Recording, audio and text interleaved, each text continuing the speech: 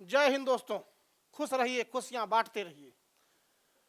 ये दबदबा, ये शोहरत, ये रुतबा, यहां सब किराएदार है साहब। ये अपना घर बदलते रहते हैं। जो भी आप देखते हैं कि हमारा दबदबा है, हमारी इतनी शोहरत है, हमारी इतनी प्रतिष्ठा है, हमारा ये रुतबा है, सब यही धरा का धरा रह जाता है। हमारे जो अच्छे काम हैं वही मेरे रुतबा को बढ़ाते हैं। हमारे जो नेक काम है वही हमको आगे ले जाते हैं। आप देखिए, प्रकांड विद्वान महापंडित रावण, जिसका कितना दबदबा था, कितनी शोहरत थी, सब कुछ, और अपने सर को काट काट करके भगवान शिव का उसने पूजन किया था। सोने की लंका थी, लेकिन उसका अंत कैसा होता है? क्योंकि गलत काम, उसके अंदर कोई बुराई नहीं थी, केवल अहंकार था। अहंकार के मद में पागल था, और वह यह भी नहीं समझ पाता था कि कौन सा कार्य मेरे लिए मंगलकारी है, शुभकारी है, और कौन सा कार्य मेरे लिए अमंगलकारी है, कौन सा कार्य करने से मेरा अमंगल होगा। और अंतिम समय उसका देखिए, जिस रावण के यहां 1,00,000 पूत 1,25,00,000 नाती, और ता रावण घर दिया न बाती। सारे कोई नहीं, शोक संतप्त में डूबी हुई लंका जल गई है। कुछ भी उसके पास नहीं बचा, और अंत में मरणासन अवस्था में पड़ा हुआ है। उसको सत्य का ज्ञान होता है, सत्य का आभास होता है कि हमारा रुतबा किसी काम का नहीं था, हमें अच्छा काम करना चाहिए। और आप देखिए, उसी का भाई, उसी रावण का भाई कौन है? विभीषण। जो संपदा शिवराम नहीं, दीन दिए दसमात, असो संपदा विभीषण नहीं, सकुच दीन रघुनाथ। तो अगर प्रेम से हम अच्छा काम करते हैं तो ईश्वर भी मेरा सहायता करता है। हमारे यहां जो धर्म ग्रंथ हैं, ये मुझे सन्मार्ग सिखाते हैं, सही रास्ते पर चलना सिखाते हैं।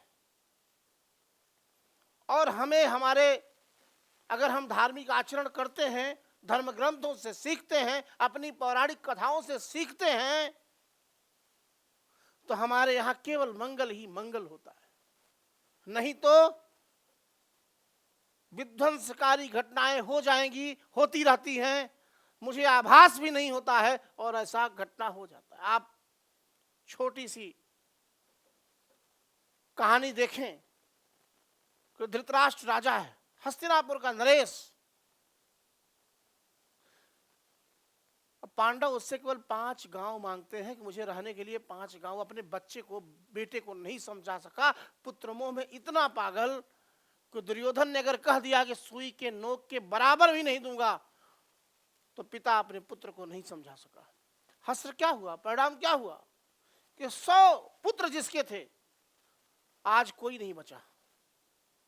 अहंकार में, मद में, दंभ में सब कुछ बर्बाद कर लिया धृतराष्ट्र ने, कुछ भी नहीं बचा।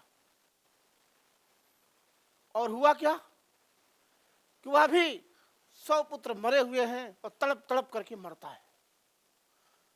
तो जीवन मुझे मनुष्य का मिला है, हमें अच्छा काम करना है, हमें प्रकृति का संरक्षण करना है, हमें समाज का संरक्षण करना है, हमें समाज में ऐसी वैचारिक गतिविधि को फैलाना है जिससे हमारा ही नहीं वरन हमारे समाज का विकास हो, हमारे राष्ट्र का विकास हो, मानव सभ्यता का विकास हो, मानव समाज का विकास हो, और आने वाली पीढ़ियां मुझे याद करें।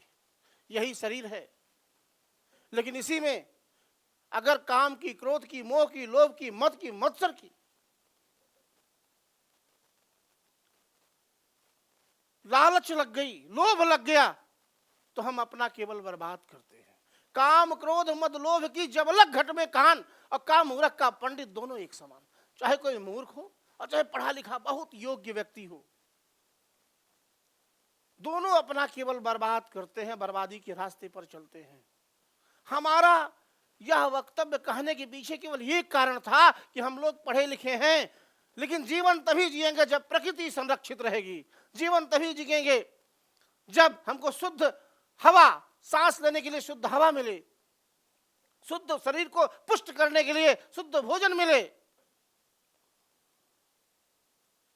शुद्ध जल मिले, और यह तभी संभव है जब हम सब लोग मिल करके, क्योंकि हम भारत में रहते हैं, भारत की कल्पना है वसुधैव कुटुंबकम की, हम अपने पड़ोसी को ही अपना परिवार नहीं मानते, हम पूरे विश्व को अपना परिवार मानने वाले लोग हैं।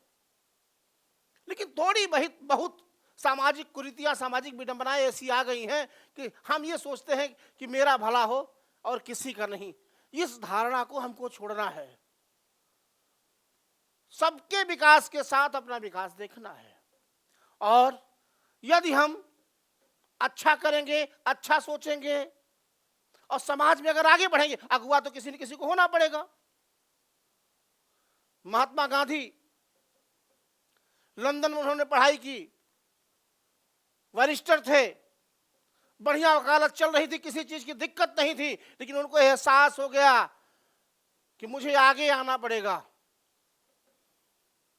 और उन्होंने आकर के आजादी की लड़ाई में आकर कूद पड़ते हैं। और पहला सत्याग्रह, चंपारण सत्याग्रह, जब वो जीत जाते हैं, उनका प्रभाव अंग्रेजों पर पड़ता है और आगे बढ़ते जाते हैं, और हमारे राष्ट्रपिता कहलाए, उन्होंने हमको स्वतंत्र कराया, आजाद कराया। क्योंकि आगे तो किसी न किसी को बढ़ना पड़ेगा। तो चाहे जल संरक्षण हो, चाहे प्रकृति संरक्षण हो, चाहे मानव संरक्षण हो, और चाहे सभ्यता संरक्षण हो, चाहे संस्कृति संरक्षण हो, हमको बचाना है, हमको आगे आना होगा, और हम तभी यह सब कुछ संभव कर पाएंगे जब हमें आप लोगों का सहयोग मिलेगा। इसलिए आपसे अपेक्षा करता हूं कि आप लोग आगे आए, अपनी सभ्यता को, अपनी संस्कार को, अपनी संस्कृति को, अपनी प्रकृति को हम लोग बचाते हैं। जैसे बच्चा निर्विकार रूप से बिना राग देश के सब कुछ सोचता है, वैसे ही हमें निर्विकार होना पड़ेगा, निश्चल होना पड़ेगा। मैं सोचता हूं कि फरिश्ता हो जाऊं, मां से इस तरह लिपट जाऊं कि बच्चा हो जाऊं, मैं भी आदमी अच्छा हूं, मगर काश तू जैसा चाहता वैसा हो जाऊं। आज के लिए इतना ही, फिर कल मिलेंगे, तब तक के लिए धन्यवाद। जय हिंद, जय भारत।